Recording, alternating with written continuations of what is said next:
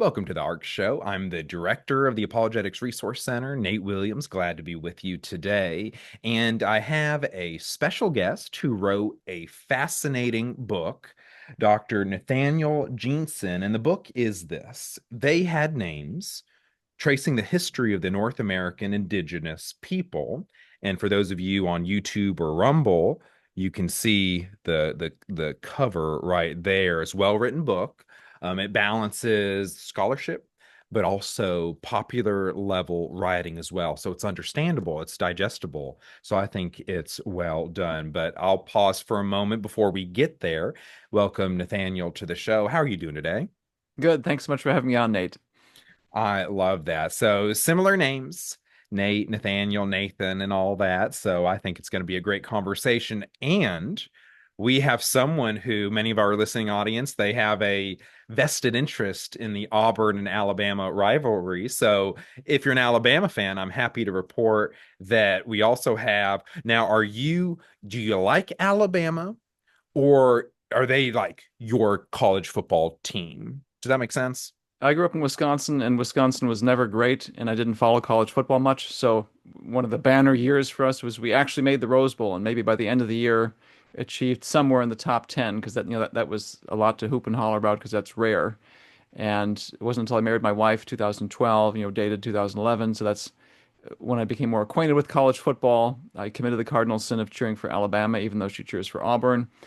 And I guess I've adopted the if it's not number one in national championship at the end of the year, it's a failure attitude. I like winning. So what can I say? Yeah. And have strong opinions on the current state of things and Nick Saban and replace all that. So I guess I've grown into the role You for have better, for worse, as marrying a Southern belle. yes, that's great. So we have some interest there, the Auburn Alabama rivalry and everything related to that. And also, as we were talking before we began the video or the podcast, you are familiar with the state of Alabama. Can you share a little bit about that connection? Yeah, so my wife she wasn't born and raised there. She was born in Italy to missionary parents, but effectively grew up there. So her family's over there. We visit annually or twice a year now with parents getting older. And there's in part of the research for this book, there's Native American mounds there. Moundville, just south of Tuscaloosa. I had to think for a minute. Should know it, right, as an Alabama fan, Tuscaloosa. But Yes. uh, so have explored some down there, but that's the most personal link now to the state. Mm. Yeah, so Auburn fan and then traveled around Tuscaloosa. Your wife being an Auburn fan, and you've traveled around Tuscaloosa, so that's great. And we've talked a little bit about the different names in Alabama, the different names of areas and cities and places. So we've had a lot of fun there. So I appreciate that personal connection. As we again talk about this book that you've written, They Had Names, tracing the history of the North American indigenous people. What led you to be interested in this overall topic? Because you share some in the book. What's the backstory there? It's a bit of following the evidence where it leads. I didn't go into it initially. Uh, I'd say deliberately. I mean, of course, it's all a choice, but it wasn't that I set out 15 years ago to solve pre-Columbian North American history. I started with the Institute for Creation Research in 2009, and the then CEO, Henry Morris III, who's the son of the founder. I didn't know Henry Morris, the founder, was actually Henry Morris Jr., but he was. And the task I was given was to develop a biology research program. So my initial research was on what I thought was one of the main biological questions, the origin of species. And next step in developing a biology research program, besides finding the questions, is what are the tools that are available? Genetics being one of the main ones. There's thousands of species with at least some part of their DNA sequence that we can compare.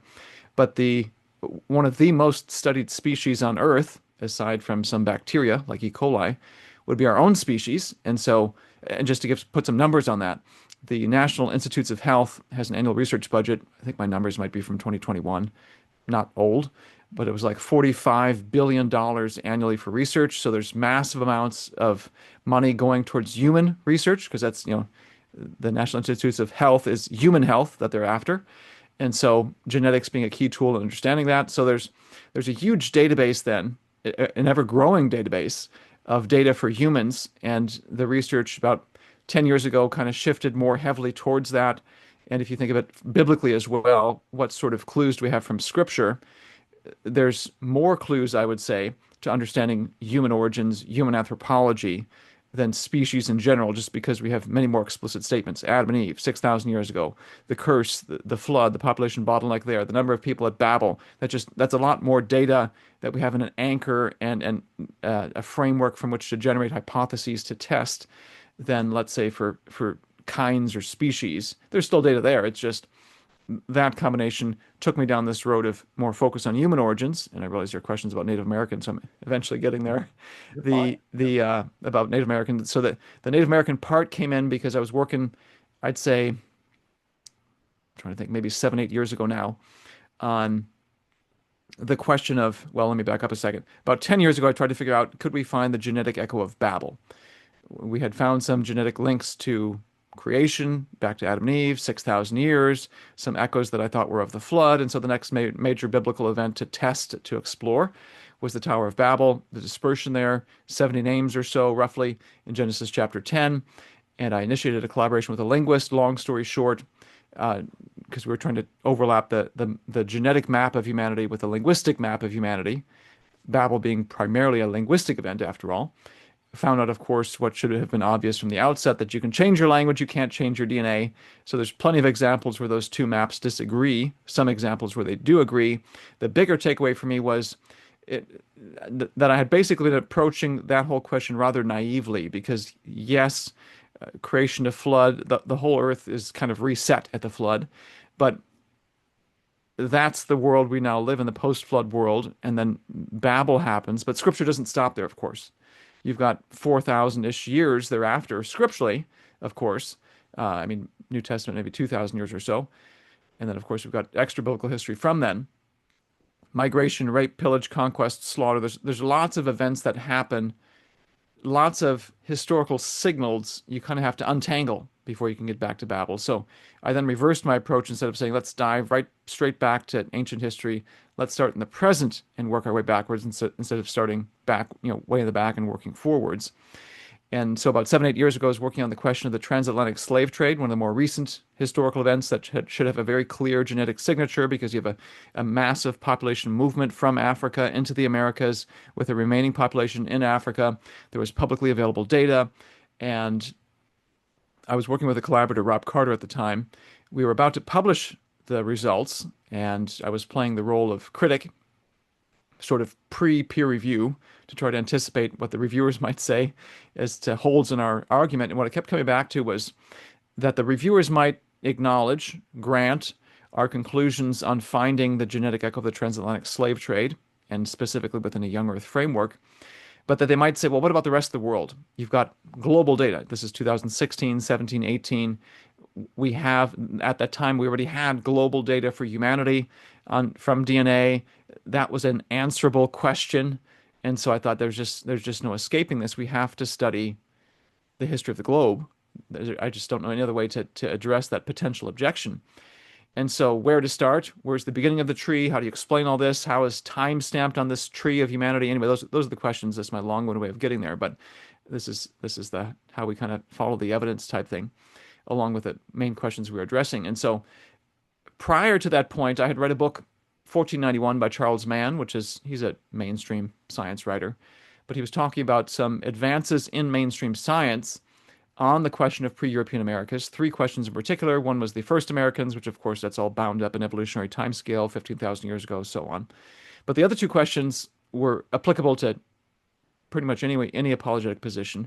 The question of how many people were here in 1491, and what was the relationship between people and their environment, and showing massive shifts from 50 years ago, shifts from an old view of there were few people here, kind of kumbaya, hugging the trees, environmentalists' dream type thing, to no, there were millions of people, a middle of the road estimate being 50 to 60 million people. They were clever users of their environment. So at the time when Mann wrote his book, I think it was 2006, the estimates were that, for example, the Amazonian rainforest was actually 11% of it cultivated orchard. that the soil is poor, yes, but the people were smart and they knew how to cultivate those plants that would thrive and to use it for their purposes. So all this was fascinating. And of course, one of the sad corollaries to this whole framework was once Europeans arrived, 1492 and in the years following, permanent connection between old world and new. They brought diseases, there was enslavement, there was war, and so 80 to 90% of the indigenous population died out. Mm. So as I'm trying to think through the global history of humanity genetically, one of the lessons from graduate school came to me, which was take what you know, beat it to death until it yields all of its secrets. So I thought, well, we know there was this massive population collapse in the Americas. There has to be some sort of genetic smoking gun. Where is it? And I think any researcher knows when you have a question, it just kind of bothers you all the time at all hours. So the breakthrough came one night, actually at home after work, and trying to work things out on the grocery whiteboard. And I took a picture of it, trying to diagram what would a population collapse look like in a family tree based on DNA. Well, we found it eventually. So it was actually Native Americans that were the key link to understanding how the biblical anthropology is stamped on our DNA. That was the key handle to kind of get us in the door. And it just blossomed from there. That was the key. Hey, we're on the right track for the globe, but actually we could then return back to the question of the Americas and say, okay, if we know that the post-Columbian history, we've got a very clear echo, we're confident it's here, we've got precise measurements of this. What does it tell us about the pre-Columbian world? And even so, I was working with male inherited Y chromosome DNA, and that showed at least one population replacement in the Americas. I eventually, so in the book Trace that came out in 2022 on the global history of humanity, I talked about at least two genetic echoes of that with three total migrations. I can say since that book came out and since they had names came out even this May, made a discovery this July, that there's now at least five migrations from the old world into the new. Anyway, so this is ongoing research. It's grown and blossomed, revolutionized our understanding of the pre-Columbian Americas. And so just to kind of connect the dots to how this particular book, this is again a long-winded story, but I'm landing the plane now. After Trace came out, we did a number of videos. This is, 2022 is 2 years post-COVID. COVID had sent everyone inside. And of course, AIG is, I'd say, in terms of our ministry focus, primarily attractions, the Ark Encounter, the Creation Museum, but all that's shut down. So what are you going to do to get the message out? So we go online, as so many people did. And that just kind of grew even after things opened up again. And so we were regularly doing YouTube by that point. The Traced book, we did as, I don't know, 16, 17 videos on that at one point. Some of them for each region of the globe. We had some other videos from 2020 we had done. And anyway, at the end of 2022, the social media team came to me and said, that Native American topic seems to really do well on YouTube. Can you give us more of this? Thought, well, while we're at it, and if I, that point too, I was thinking, yeah, I'm a year into this. I could spend the rest of my life just kind of advancing the ball research-wise for each region. And I don't know that I have a book. Ken Ham probably wants me to publish another book at some point. So I probably should pick one of these regions and try to bring it to some sort of publishable conclusion. And given the interest that the topic seemed to be garnering, as well as just thinking through the logistical side of doing further research. We're in an English-speaking country. That's my primary language. That's going to be a lot easier to do research here than, let's say, in sub-Saharan Africa, where every time I have to take a flight across the Atlantic, multiple time zones, and then learn French and who knows whatever indigenous languages over there just to speak to people. So, let's work out sort of a general action plan here that we can then globalize if we have success and it continues to grow, which of course it is. So my next book will be on Central America, then hopefully, Lord willing, after that on the Amazon. But that's kind of what led to it. 2023, I also asked the publisher, I'm like, hey, I've got this idea about spending some time publishing a book. They said, sounds great, let's do it.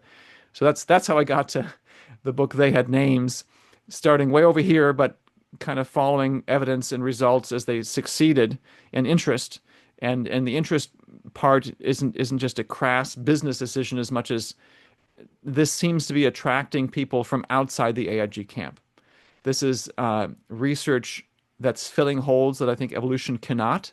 I learned nothing about the pre-Columbian Americas growing up, and I've got people contacting me saying, I don't like that Bible stuff, but I think you're onto something. And I think it's touching a nerve. And really this is, this is a new phase of creation science. We're supposed to be making predictions. That's what the courts have demanded and fulfilling them. When you do that scientifically, you make discoveries, discoveries make news, news get attention. So the evolutionists, I think, have kind of boxed themselves in because now this is kind of breaking open a dam that I don't think they can stop. And I'm excited about where this could go ministry wise to go beyond the boxes that evolutionists have put us in, marginalized us on the edges of society, not let us in the public schools. This is kind of an end around. Surprisingly, we're allowed to still do this on YouTube, but it seems to be working and reaching people I never thought I would. That's incredible. And I'm glad for you sharing that story. Now, as you've taken the results that you've written about in the book, and I'm sure these other things as well, and you have gone to other scientists, researchers, scholars, what has been their response, or has there been any response? They've used a strategy by and large that I myself have employed. So I've learned when you're in a public sphere, you oftentimes make calculations based on platform size, which sounds like, again, a crass business calculation, but there is I feel like almost a ministry, or if you're not in ministry or just an evolutionist, there's a strategic objective there, which is for people like Richard Dawkins. He's got a huge platform. There's other evolutionists, big platform. They recognize if they respond to us, they are giving us airtime, free airtime. And I don't know whose is bigger, Richard Dawkins or AIG, or I assume Richard Dawkins is pretty global. His might be bigger. Whatever the exact numbers are, their strategy for a long time has been push creationists to the side. And let me actually back up because there's historical background too. I've since learned that's really interesting. 1970s, so I was born 1980. 1970s was a world that no longer exists, that I've only read about and not actually personally experienced. And it would have been interesting to have been there because you read the historical accounts, and this was a huge wave of creationist enthusiasm. Morris and Gish and others are doing debates on university campuses. I've got one of the old ICR Acts and Facts publications from 1975, a book form, I think, of all the articles they did, and they had a laundry list of all these schools they went to in just one year alone, Berkeley and I mean just places we'd never get into now. And there's thousands of students coming out. Unbelievers are hearing this, and at some point, the evolutionists realized this is not helping us. So they did this. They did these debates. They admit now, we were unprepared. We thought these guys were just going to get up and quote Bible verses. Instead, they got up and blasted us with science, and we didn't know how to respond. They regrouped. At some point, they said, you know what? This isn't helping us. The best we can do is a tie, I think is what Stephen Jay Gould said. So they said, let's just stop and take the oxygen out of that movement. It was effective. Not that the movement stopped as much as that huge platform to reach impressionable undergraduate, maybe graduate student minds was cut off. They knew what they were doing and they were good at it. I'll give them credit for that. And that's been the continuing strategy, I'd say. So it's not just it came out of the blue, but this is, I think, an ongoing reaction to the success of creationists in the 1970s. They're still trying to keep creationists off the radar, off the grid. So by and large, no one responds to what I'm doing. There's a handful of evolutionists, some of whom I think are trying to make a platform for themselves. But the main objection I've seen is, so Trace is one of the main ones they've responded to from 2022. And one of the main objections was this is wrong because it disagrees with the textbooks, which I thought this is, thank you Little for the gift. circular. Yeah. Well, it's a form of an accusation. It's a complete reversal of roles. They've accused us of being the holy rollers. We've got a holy book, and it's anti-science because nothing can contradict this book, and only its most literal interpreters. This is near quotes from one of the evolutionists. They're not just accusing us of being pseudoscientific, but against the process of science itself. We're dogmatic, closed-minded, all these sorts of things. And like, that's exactly what you're doing. You have a holy book, the textbook that apparently can't be questioned. This is wild. I mean, we creationists have talked about evolution being a religion for a long time. I've kind of shied away from saying that just because I thought, well, I don't know if I can make the case well, and here's this guy making the case for me. Thank you very much. And I think at some point people are going to say that's ridiculous. You can't just fall back on the textbook to say this is not true. Science is always changing. So If that's the best they got, then I think we're on a good path. Now, that's a good point. Um, I think that as I've read through this and I learned a lot of things that I didn't know, um, you mention in the book several migrations, and then now in this conversation, you mentioned, oh, there might be more. Um, can you tell us a little bit about that? Because for many of us, again, we go back to Columbus. So, hey, Columbus comes over, and that's when the New World history begins, or whatever. And you've exposed that type of thinking in your book. Can you tell us about maybe one or two of the migrations before Columbus and just share that with our audience? Yes, and I've, 10 years ago, 15 years ago, I would have had no answer on what exactly happened. Same view. Columbus comes over. It's like history kind of begins in the in the history textbooks, and it's just this big blank slate in which I've got nothing to fill the canvas for that era. Again, if I try to apply a biblical worldview, I'm like, okay, creation, fall, flood, Babel. Presumably, someone comes over after Babel, and then no idea what happens after that. Then Columbus shows up, yeah, thousands of years Yeah. later.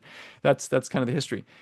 And in the evolutionary view, there's one migration 15,000 years ago, long before a history of civilization, and the Americas then remain isolated for the next 14,500 years. Nothing happened. I mean, hunters and gatherers for most of that time, and then some civilization in Central America. Really, nothing taught about North America, and the mainstream community is very hesitant, very reticent to connect modern groups like Lakota, Potawatomi, Illinois, Shawnee to specific archaeological sites because I don't think they have the tools to do so. Whereas this book says, no, we've got them now, and the young Earth timescale is the key to doing so. But what genetics has revealed, and then it's also in combination with some of these indigenous histories, is surely there was some sort of migration after Babel. We've got early archaeology. Olmec is a cradle of civilization, I think even by 1600 BC. That's a mainstream timestamp, but it's probably pretty close to where to turn out actually. I don't have any genetics from that period. Those people, early people, seem to have disappeared. The earliest migration I can now detect is with female inherited DNA. That was the new breakthrough of this last year, last few months even. And there's a migration of 1000 BC. This likely gives rise to the Mayans in Guatemala and Mexico. There's a 100 BC migration. And I'm referencing Central America because there aren't a lot of archaeological handles to hang this on in North America. It's like there's a hierarchy in the Americas. Central America, probably because of climate, which is much more conducive to agriculture than, snowy Wisconsin that I grew up in. Fair. Alabama, you can do crops like better than you can do in Wisconsin, though Wisconsin does have the Ice Age black dirt layers. Anyway, so it's like there's a Central American epicenter. Things eventually kind of spill over into North America eventually, and then last in terms of kind of civilizational development is the Southwest. Even though the Southwest of the United States has those cliff-dwelling ruins, tremendously preserved structures, in terms of kind of moving forward, having cities and empires, that sort of thing, it's fairly late. Anyway, so that's the reason for the Central American reference. About 100 BC, there's a migration in Mexico. The greatest city in all the Americas before Columbus was Teotihuacan. By about 500, 600 AD, 200,000 people. That city, boom, begins to shoot up in terms of its growth right when this migration happens. I can now tie it to specific old world events. That's for me personally, one of the most exciting things is it kind of shatters that whole, they just sat here in isolation, unlike the rest of the world, for untold periods of time. No, there was lots of links between old world and new, and we can tell the history of the Americas with on the backbone of the history of civilization in the old world. Now this gets into stuff we don't necessarily learn about in school in America, like the Chinese dynasties and such. But there's a significant series of events in 100 BC in China as it relates to their northern neighbors, the enemies, the Xiongnu. The Xiongnu, who had been ruling parts of northern China, get defeated. I think they go over into the Americas and found this large city in Mexico. Then the most significant migration is about the 3 to 600s AD. It's right about the time that the Huns go into Europe and help accelerate the downfall of the Roman Empire. There's the Shanbai who come into China, overthrow the Han Dynasty, sort of the Roman Empire equivalent in China. Same time, someone comes over, seems to overthrow lots of stuff in the Americas. There is an archaeological culture in North America called the Hopewell. I'm in northern Kentucky, just north of me. The mounds there are Hopewell epicenter in Ohio. that falls right when this migration comes in. The last migration being the 900s AD. Both the 300s and the 900s are periods of significant movement in Central Asia historically, but the 900s gives rise to the Algic or Algonquian language family of peoples. So Delaware, Shawnee, Cheyenne, Arapaho, Grovon, Cree. These are all part of that same language family. And so there's a whole series of migrations, and it's a very dynamic place, intimately connected to the old world, and offers now a whole lot of interesting cause effect scenarios to understand what we see archaeologically, and gives us tools then to also connect peoples we learn about at contact, which I did learn that in school. Kind of here's the woodland peoples, here's the southeast peoples, here's the Great Plains peoples, the south, and so on. Now we have the tools to connect them to, oh, they built this, they fought here, they lost here, they built this empire. All that now begins to emerge from this whole study. That's incredible. And to think that you're able to learn all these things through your study of genetics and linguistics, and then also naturally archaeology, exploring all these mounds and different formations. It blows my mind. But again, thankful for your book. Again, book's titled "They Had Names: Tracing the History of the North American Indigenous People."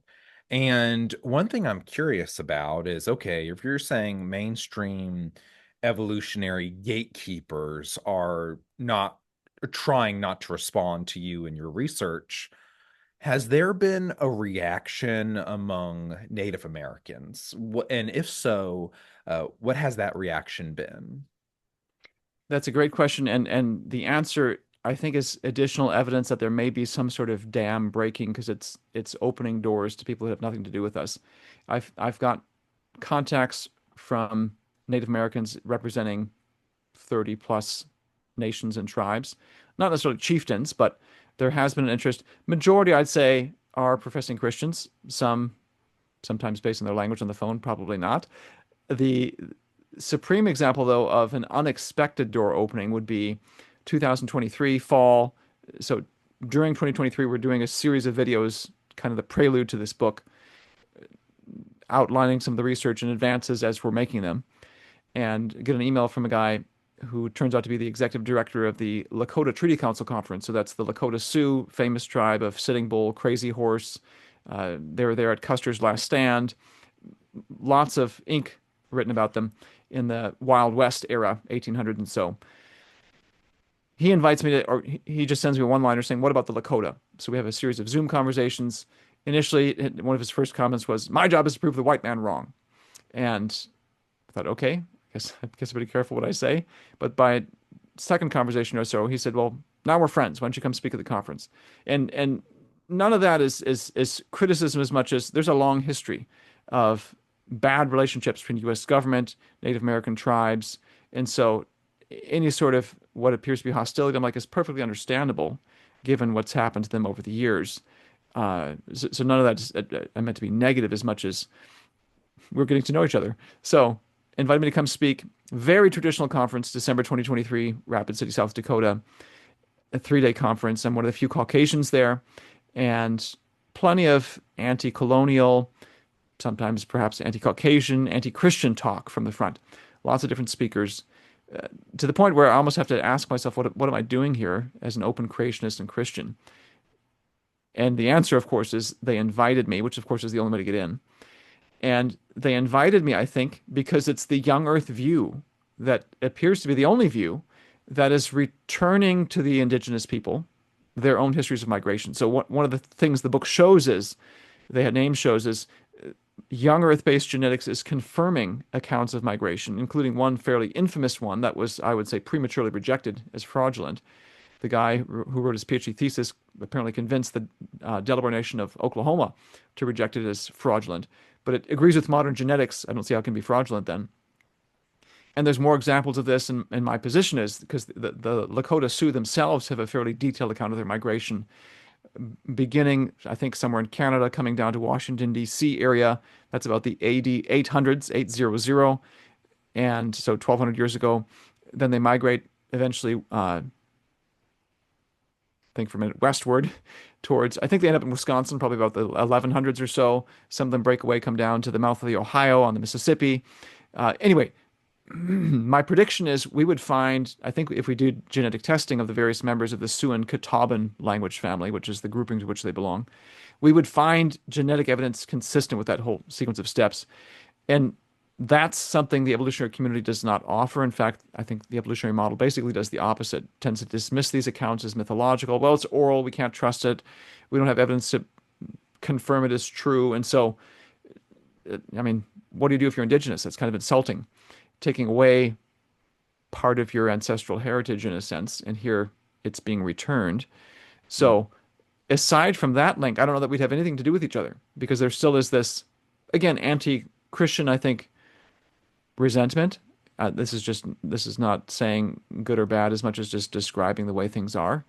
And Yeah. so why are we talking? Because it's remarkably the young earth creation view that is giving value and dignity back to them and aiding them in trying to understand their own histories.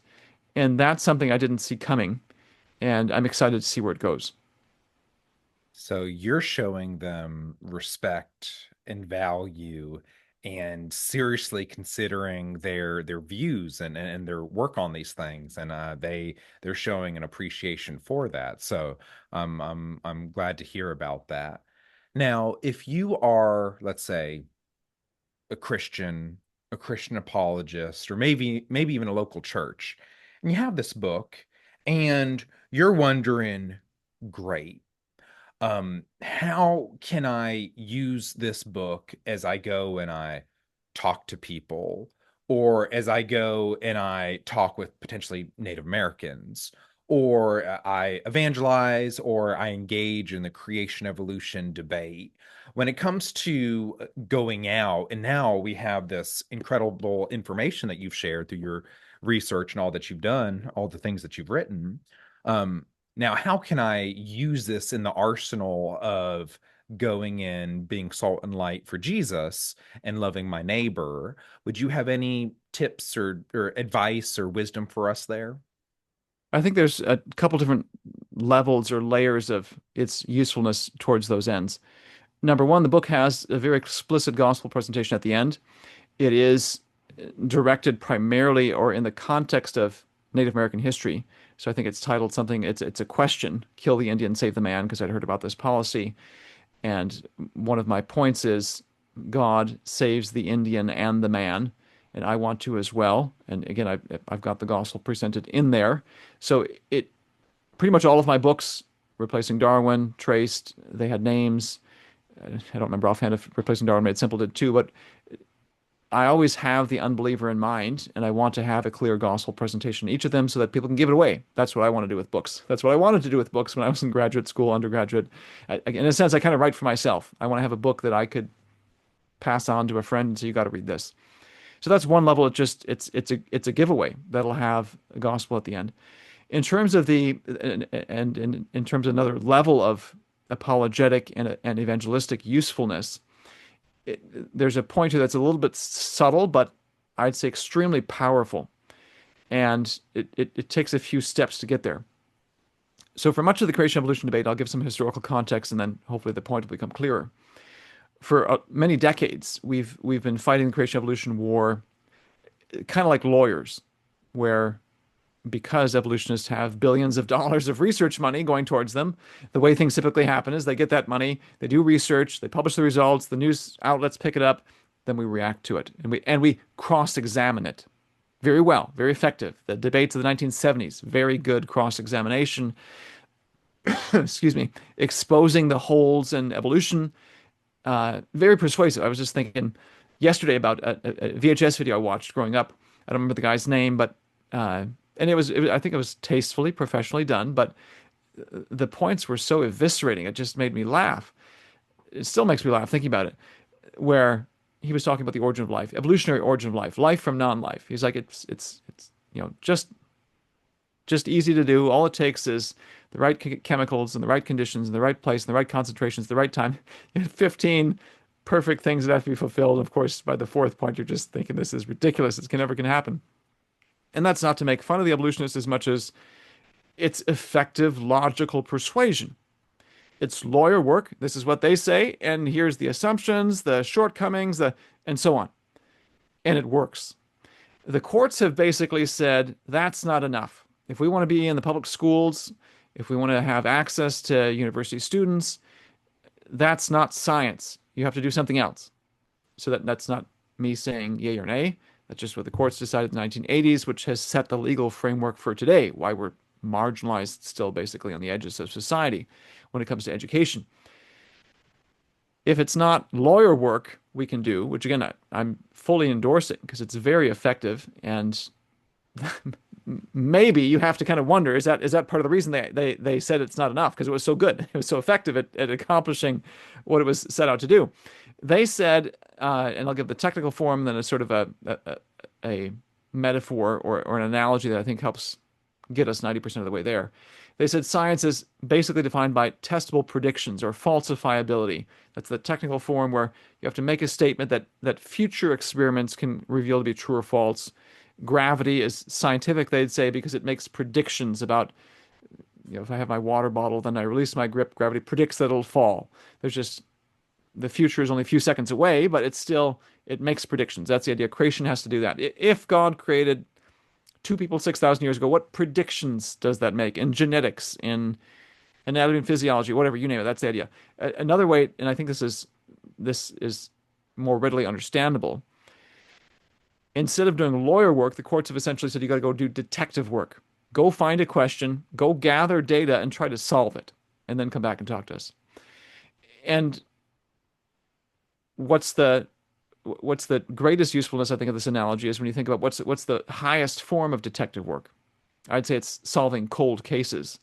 That's what the Native American question is. And let me contrast it, I guess, to a non-cold case. And I'm defining it with reference to evolution. The evolutionist would say that the origin of species is not a cold case because we've solved it. Obviously, I disagree with them on their solution, but they would say ever since Darwin, we've made a case, we've given an answer as to what we think is how species originated. Fine. Not a cold case for them. We cross-examine it. We present a different case. The higher form would be something where the evolutionists don't have an answer. And I think this question of pre-Columbian North America and kind of in general, the pre-European Americas as a whole, as a hemisphere, is one we learn very little about because the evolutionists don't really have good answers. They have great trouble, again, connecting modern tribes to archaeological sites, putting together cohesive play-by-play, and you can just ask questions of the evolutionary community. What was the greatest battle? Who fought there? Who was the winner? Who was the loser? Who built an empire? And you're not going to find many answers because they don't have them. That's, again, I think why it's not taught in schools. That's why I think these videos have gone out as far as they've gone, because this research is solving a cold case. It's not that people consciously think about it that way, but that's effectively what it is. So it meets this decade-old standard. So let's think about that again. Apologetic, bring it back to the apologetic and evangelistic purposes. If we wanted to, we now have the legal, or I should say the logical basis to relitigate those cases because we've met the standard the courts have demanded. And this is not necessarily in AIG's wheelhouse, but just to put some numbers on this, 99% of PhDs are evolutionists. That's by Pew Form survey. I think it's been consistent for a while. Why are 99% of PhDs evolutionists? I found the answer last summer, ran some numbers on enrollment. We keep a list of like-minded colleges because we have an annual college expo each fall for parents and kids to come out and, hey, I agree with AIG, so where should I go to college? Who's going to teach something in agreement with the faith? And I added to that list some other schools that may not be young earth creation, but they teach something in addition to or instead of evolution, intelligent design, that sort of thing. So Biola, I think, would fit that. Hillsdale, maybe. Loma Linda, I think they're young earth, but old universe. Anyway, generous definition, any school that isn't exclusively evolution. Well, you run the numbers on enrollment. I used undergraduates because that's just a greater sample size, statistical sample size. 99% of undergraduates go to schools where all they ever hear is evolution. It's a perfect statistical match. 99% of students are evolution, 99% of PhDs are evolutionists. What goes in, what comes out. My opponents agree with that derivation as much as I do. They believe more than I do that what students are taught is how they're going to end up. And so there's really big ramifications if those laws were overturned, if creation went back in the public schools, my opponents know students' minds would be changed. Mm. That's why they fought so hard over the years to kick creation science out and to keep it out because they know it's effective. They know students believe what they're taught. So there's a immediate one-on-one application of the book where it it meets a felt need, and it has the gospel at the end, and it's designed to be an evangelistic hand it to your friend type thing. But there's also this wider, this could really strike a blow at the suffocating monopoly that our enemies have on the education system in the United States that creates this whole problem that we have to deal with. Why does AIG exist in a sense? Why does Answers in Genesis, ICR, other organizations exist? You could make the case because the evolutionists have a monopoly on the school system. If you change that, you start wave after wave of uh, thinking changes in thinking on Genesis, massive ramifications. So there's all sorts of levels, I guess, at which this book is useful, and to each person, wherever they find themselves, wherever their interests are in terms of what can I accomplish personally, nationally. Some might be lawyers; they could litigate this. Some might be school teachers; they could do this. Some are just parents and neighbors. You can hand it to your friends. It's something that I think gets their attention because the evolutionary community is not giving answers, and it ends with the gospel, which of course is the whole purpose of our ministry, is hearts and minds changed. Mm. Hearts and minds change. That's ultimately what we're after, so that we can glorify Christ in all that we do and all that we say, and we can be salt and light to the world around us. Y'all, this has been Nathaniel Jeanson. His book, They Had Names, Tracing the History of the North American Indigenous People. Nathaniel, thank you for your time. I've enjoyed this. I think this book is wonderful. Thank you for your work. Thanks so much for having me on, Nate. Last question. uh, where can people go, or where should people go to buy the book? You can find it through our web store, answersingenesis.org. There's, I think, a tab there for store. You can find it on Amazon. You can find it through the publisher, which is Master Books, a division of New Leaf Press. I think it's on Barnes and Noble. So lots of different places. Uh, some of the proceeds from the book go into the Biology Research Fund. So I've tried to, with each of these books, kind of try to set up a self-perpetuating.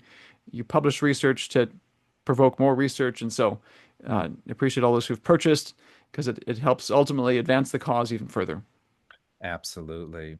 Y'all, this has been another episode of the ARC Show. And until next time, I'll talk with you later.